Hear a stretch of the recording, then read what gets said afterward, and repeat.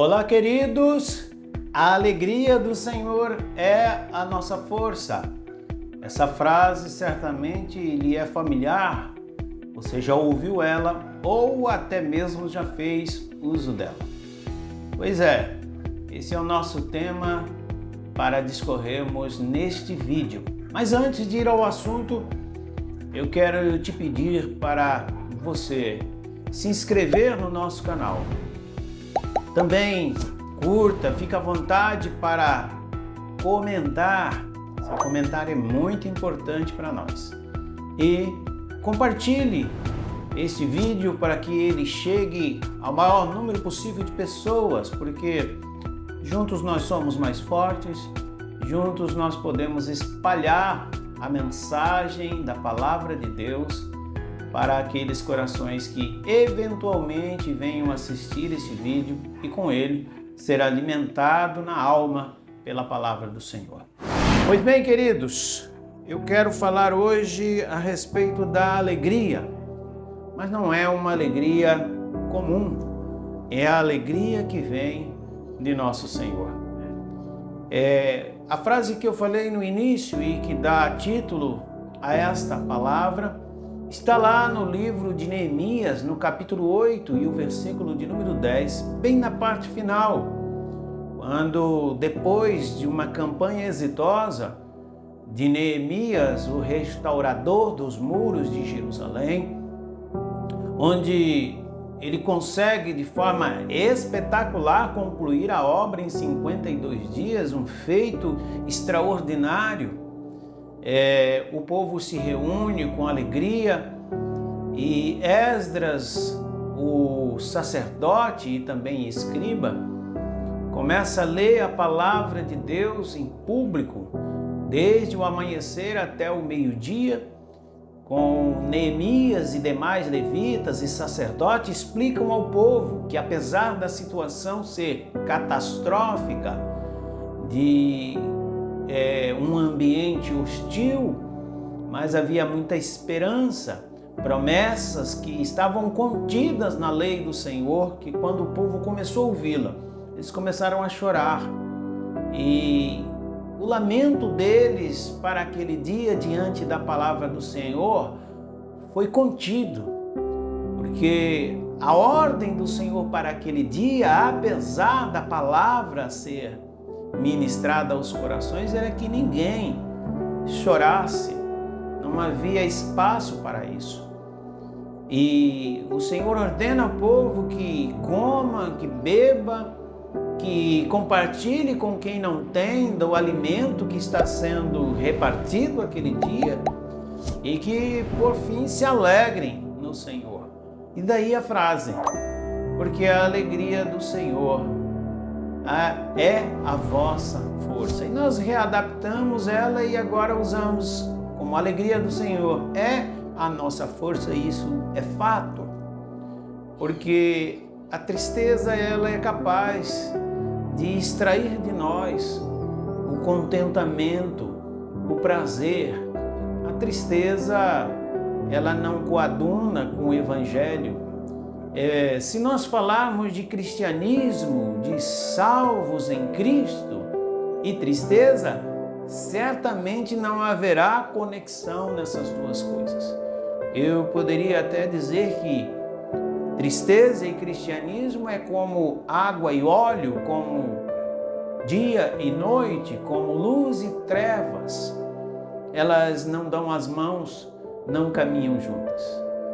Elas não têm nunca acordo, porque um cristão salvo em Cristo Jesus, a sua alegria não está posta nas coisas deste mundo. Portanto, as adversidades da vida não é capaz de entristecer de forma permanente o coração de um salvo em Cristo Jesus. Veja que o modelo de alegria que a Bíblia nos apresenta, o padrão de alegria, em primeiro lugar, ele está para nós para além das adversidades. Porque a nossa alegria não é uma alegria de circunstâncias. Nós não estamos alegres porque recebemos uma promoção, apesar disso ser bom. Nós não estamos alegres porque recebemos um prêmio ou ganhamos um aumento em nosso soldo. Não, nós não estamos alegres por causa dos elogios, dos aplausos, dos reconhecimentos, ainda que isso seja bom, mas a nossa alegria é ultra circunstancial. Ou seja, ela não depende das circunstâncias, ela não depende da situação, ela não depende daquilo que nos cerca, que nos rodeia. A alegria nossa também não depende do nosso estado de humor, dos nossos hormônios. A nossa alegria, essa alegria bíblica, ela também não depende das coisas, dos fatores, da eventualmente visita que eu faça a um ambiente onde o humor está sendo contado. Não, ela não depende de um spa, de uma colônia de férias, ela não depende disso. Por quê? Porque é a alegria do Senhor e no Senhor.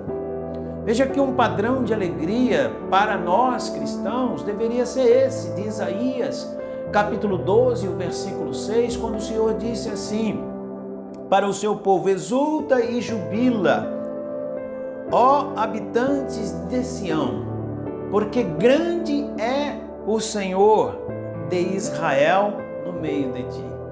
Exultar e jubilar era a ordem do Senhor para o seu povo. Por quê? Porque a nação ia bem?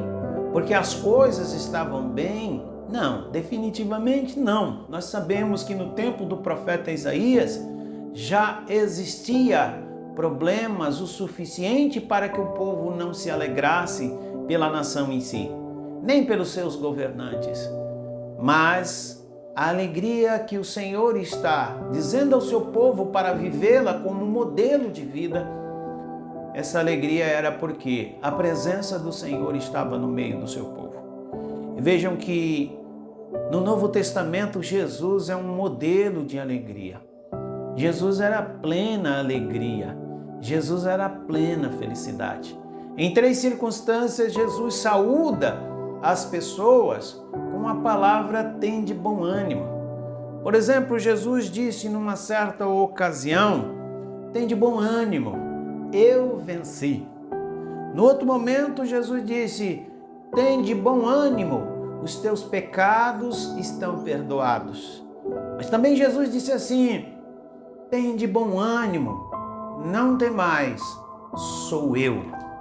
Vejam que Jesus, sempre inspirando os seus discípulos e as pessoas com quem ele conviveu a terem bom ânimo. E bom ânimo é sinal de prazer, é sinal de contentamento, é sinal de alegria. A nossa alegria deve ser uma alegria perene. Veja que Paulo, falando aos Filipenses, no capítulo 4 e o versículo 4, ele disse: alegrai-vos no Senhor outra vez, digo, alegrai-vos. É contundente, né? Mas é isso que o Senhor quer que nós vivamos. Uma alegria constante, uma alegria ultra circunstancial, uma alegria que não tem muito a ver com o modelo de governo, com o tipo, com a espécie de país em que nós vivemos, com quem nos cerca, com quem nos arrodeia. Não, ela tem a ver muito com a presença do Senhor em nossos corações. E vejam, queridos, que a alegria no Senhor também é um mandamento. E quando a gente ora ao Senhor com coração alegre, a gente ora também com ações de graças. O apóstolo Paulo disse para nós, dando uma ordem, ele disse que as nossas orações e súplicas devem ser conhecidas diante do Senhor com ações de graças. E a gente sabe que ações de graça, a ênfase dela se dá na alegria, mas não é uma alegria contida.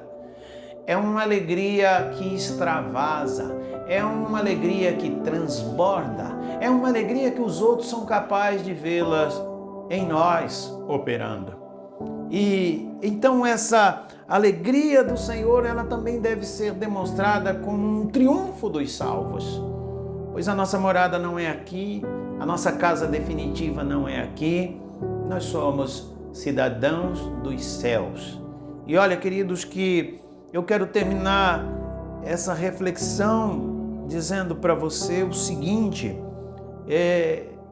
no Salmo 100, o salmista escreveu baseado nesse tema, nessa ideia de como a gente deve se apresentar ao Senhor. Ele disse assim: celebrai com júbilo ao Senhor todos os moradores da terra. E aí ele disse: servi ao Senhor com alegria e apresentai-vos a Ele com canto. Ele disse: servi ao Senhor com alegria e apresentai-vos a Ele com canto, porque você sabe que o Senhor é Deus e também foi Ele e não nós quem nos fez povo seu e ovelha do seu pasto. Olha que privilégio! Nós somos do Senhor porque o Senhor nos fez assim. E não há maior privilégio do que pertencer ao Senhor, do que ser do Senhor. E ele disse assim: entrai pelas portas dele com louvor e em seus átrios com hinos.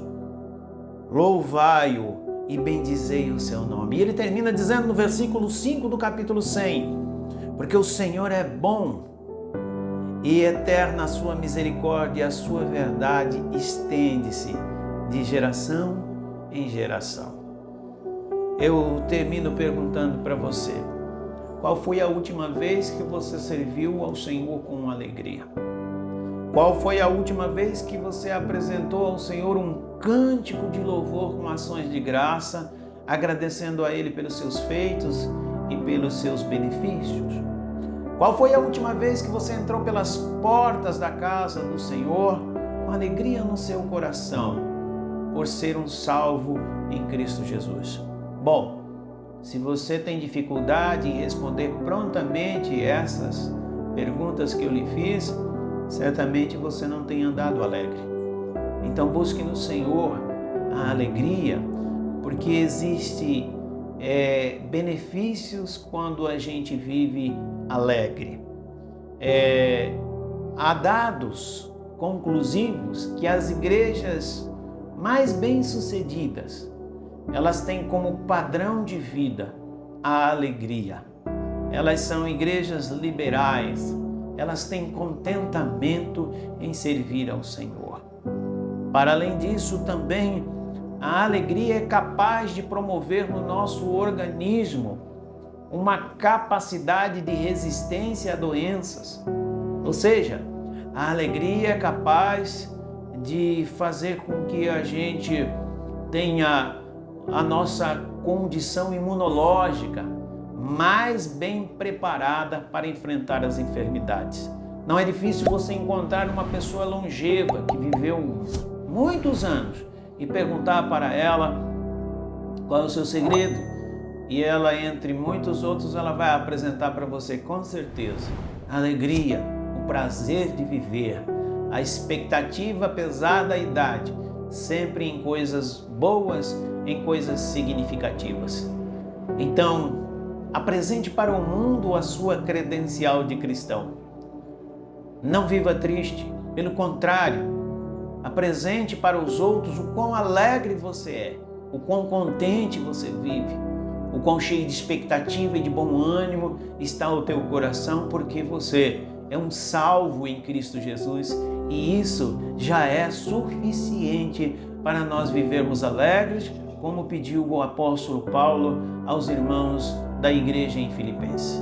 Que o Senhor nos abençoe, que o Senhor nos dê a alegria do céu, a alegria de ter o Senhor na nossa vida, que você seja contemplado com a alegria que vem do Espírito Santo. Haja vista que uma das características do Espírito Santo em nós é a alegria das quais Paulo relata delas lá em Gálatas no capítulo 5. Manifeste a tua alegria para o mundo, não uma alegria contida, não uma alegria que depende das circunstâncias, não uma alegria que dependa do seu humor, mas uma alegria pela certeza de que o Senhor é contigo e Ele já te salvou. Deus abençoe você, em nome de Jesus. Eu quero reforçar o meu pedido. Se inscreva no meu canal, isso é muito importante para mim. Também peço para você curtir e comentar. Seu comentário é importante também.